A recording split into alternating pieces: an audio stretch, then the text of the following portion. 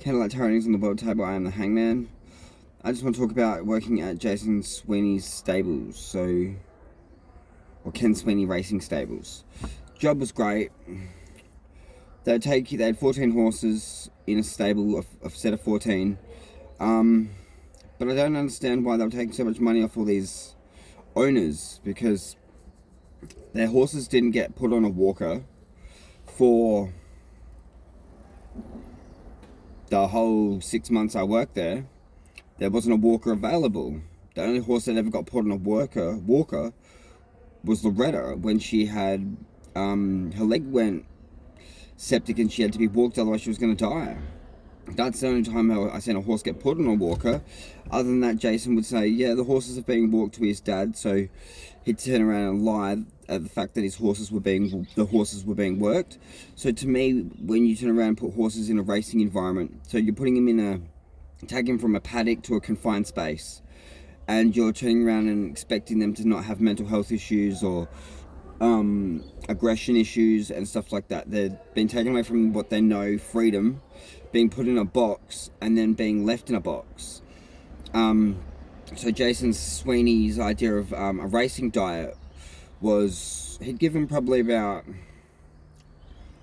that much hay, this big, a square, literally like a square chunk of hay.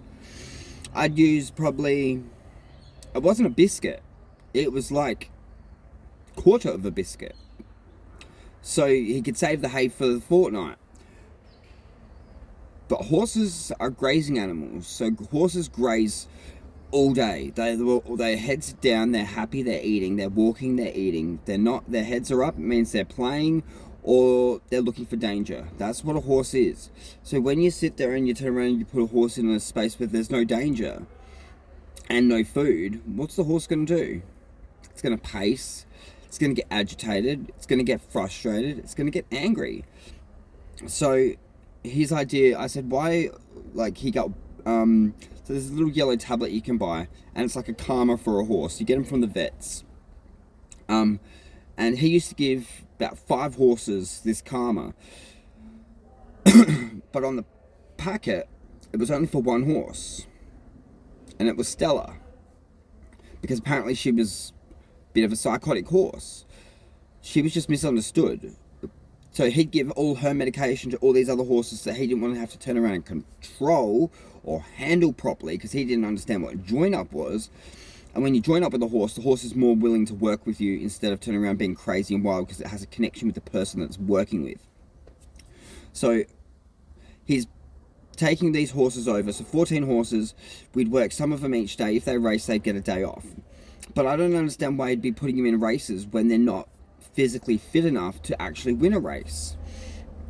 So we had a few horses go to races, and I just looked at it like, these horses aren't being worked properly. Why are you putting Zarace in all these races each week after week after week, getting the owners to give you money to put these horses in races hoping that they'll win, when the horses aren't even being put on a walker like during the week? They get, literally, you go to there, I'd start at 4, I'd have the horses over to the track by 4:30.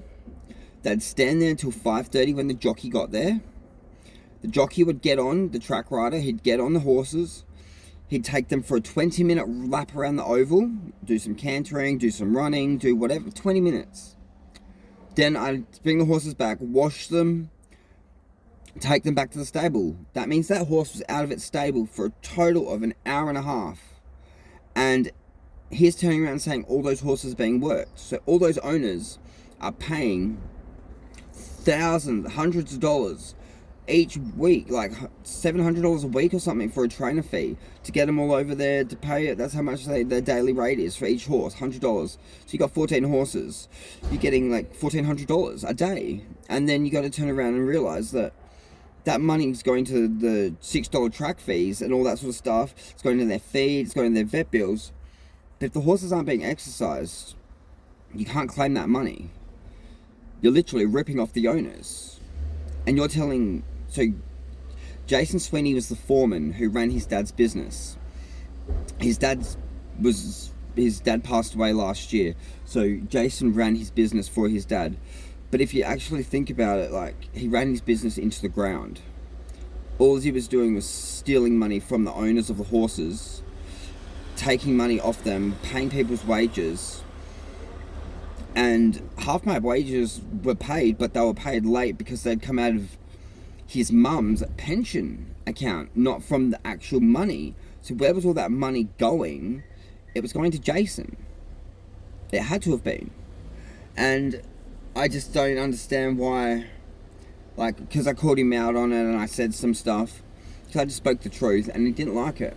He didn't like the fact that I called him out on it. The fact that he's the shittiest horse trainer I've ever seen in my goddamn fucking life. The way he spoke to his father, we're going to say father, because he was adopted, is disgusting. He belittled his dad at the track, at his dad's business. He ran his dad's business into the ground. He's the most chauvinistic, egotistical asshole of a man I've ever met in my life when it comes to speaking about women. If you got a vagina and you work at the track, you're a cunt, you're a slut. He's one of those gays that is like entitled, like, I've got this, I know this, I'm better than you at this.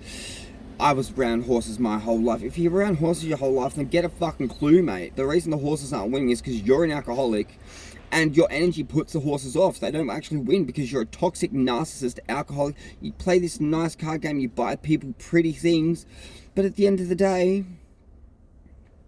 mate, I see through you. That's why I walked away and I didn't look back. Because you're a toxic narcissist who's just a jealous, fat, ugly old man.